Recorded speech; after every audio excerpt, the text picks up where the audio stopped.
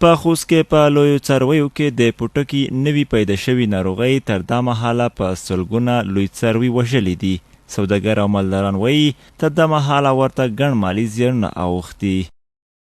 خوست ولایت کې یو رقم مرض په غواو ګډ شوی د تنباکو په نوم چې موږ د دولت نه غواړو د دې علاج موږ ته راوښیي که څه دوایي که څه تداوي.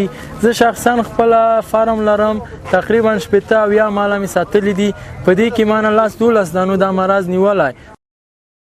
د سوداګرو په خبره د خوست په مال منډوي کې داسې څاروي هم پلورل کیږي چې په یاده ناروغۍ ککړ دي. د حکومت نه غوښتنه ده چې د مال ته څو تداوی او څو کمان برابر کی چې د مال ته ورکو. د مال ډېر سخت خراب دی. یادو اندېښنو ته په کتو خوست کې وترنران د څارویو ذکر شوي ناروغۍ د لامپسکن ډیزیز په نوم یادوي.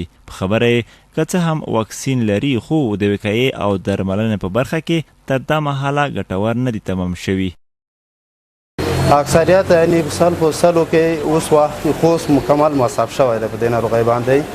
دغه کومه خاص وقایه نه لري، واکسین یې وقایه ده خو واکسین هم نتیجه نه ده ورکړې، نه په دې برخه کې کوم ارګان همکاري کړې ده او نه هغه کړې ده، خو د خساره یې د خوست ولس ته زیاته خساره ورکړې ده او تداوي نه لري.